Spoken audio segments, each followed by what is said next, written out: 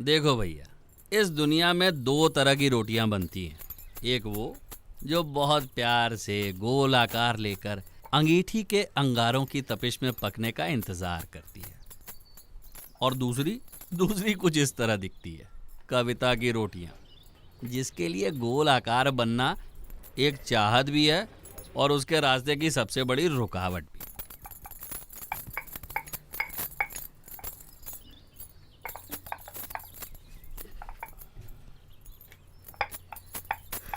छोड़ दो तुम ये सब।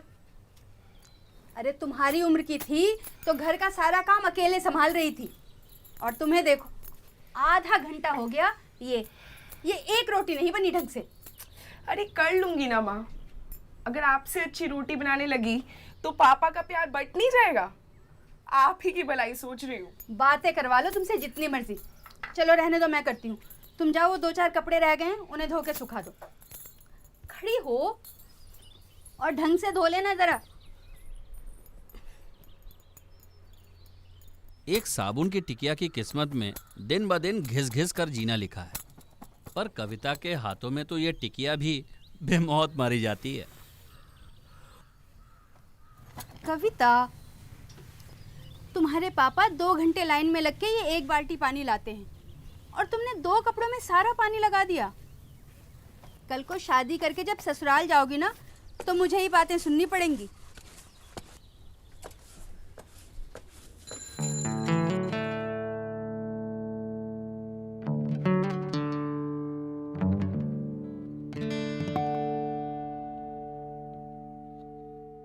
कविता अपने गांव के एक छोटे से सरकारी स्कूल में पढ़ी है।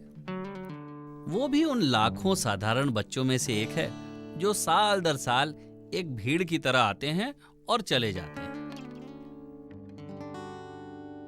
लेकिन साधारण सी दिखने वाली हमारी कविता में एक असाधारण हुनर है। हर वक्त कुछ नया सोचने का, कुछ नया करने का हुनर,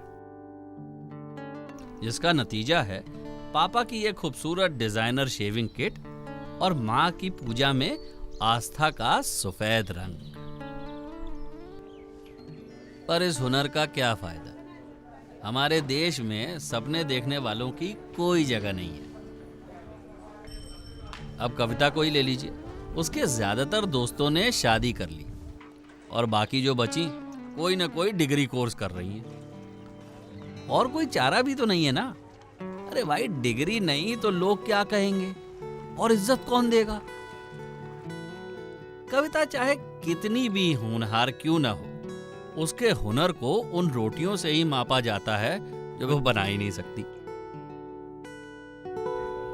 लेकिन कविता में कुछ ऐसा है जो उसे बाकी सपने देखने वालों से अलग करता है। उसमें अपने सपनों को हकीकत में बदलने का हुनर है। चलो अब आपको मिलाते हैं इस कविता से, जिसकी गांव में अपनी खुद की गहनों की दुकान है। गहने तो सब बेचते हैं, पर कविता जैसे डिजाइन और कारीगरी किसी के पास नहीं है। इसने गांव के 2 युवा लोगों को ट्रेन भी किया है, जो अब कविता के साथ ही काम करते हैं। उन्हें दूसरे लोगों की तरह गांव छोड़कर बड़े शहर में जाने की कोई जरूरत नहीं। पैसा और इज्जत दोनों उन्हें अपने ही गांव में मिल गए। और ये सब मुमकिन हुआ कविता के हुनर की वजह से। अब आप सोच रहे होंगे कि ये सब हुआ कैसे। चलो शुरू से बताता हूं। कविता ने गांव की एक दीवार पे एनएसडीसी का पोस्टर देखा, जिसपे एक नंबर था। उसने फोन निकाला और एक कॉल लगा दी। फिर क्या था, कुछ ही देर में उसे एनएसडीसी से वापस कॉल आया। तेरे अंदर तेरी मंजिल, तेरे अंदर तेरे रास्ते, तेरी किस्मत तेरे हाथ। बस एक कॉल ने कविता के लिए एनएसडीसी के दरवाजे खोल दिए और उसकी जिंदगी बदल दी। तेरा हुनर हुनर, तेरी कदर कदर, अपने हाथों की गर्मी। यहाँ उसने देश के सबसे काबिल ट्रेनर से ट्रेनिंग ली। हर दिन वो कुछ नया सीख रही थी कुछ नया कर रही थी और कुछ नया सोच रही थी। Okay, Kavita, please introduce yourself in English. My name is Kavita Kumar and I am study jewelry design. I am studying. Sorry, ma'am. I am studying jewelry design. My father is a farmer and my mother is a housewife. Very good. School में पीछे बैठने वाली कविता अब आगे बढ़ रही थी और भी ज्यादा आत्मविश्वास के साथ।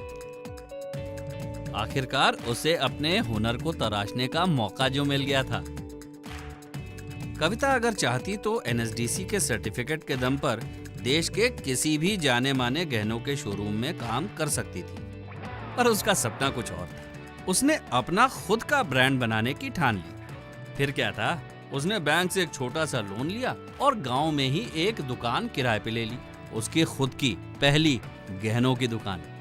मजे की बात तो यह है कि जब कविता ने ट्रेनिंग वर्कशॉप में जाने का फैसला लिया था तो सबने उसका खूब मजाक उड़ाया, पर आज पूरे गांव में ऐसा कोई नहीं है जो कविता डिजाइन्स को नहीं जानता।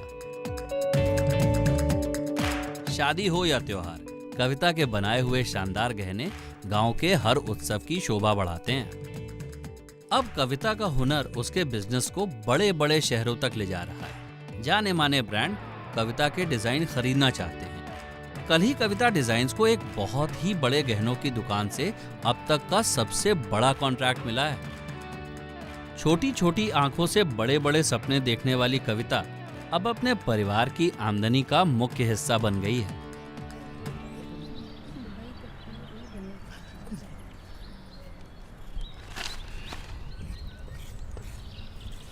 आज भी कविता की रोटियों में गोल आकार नहीं, भारत का नक्शा ही दिखता है। पर उसके हुनर ने पापा जी के सारे कर्ज उतार दिए। शेरों के सर पर ताज नहीं होते, जिनके हाथों में हुनर होता है वो मोहताज नहीं होते। कविता की ही तरह आज हजारों लोग अपने हुनर के दम पर अपने सपनों को हकीकत में बदल रहे हैं। किसने सोचा था बस एक छोटी सी कॉल इतना कुछ कर सकती है? तो क्या आप हमें कॉल नहीं करेंगे?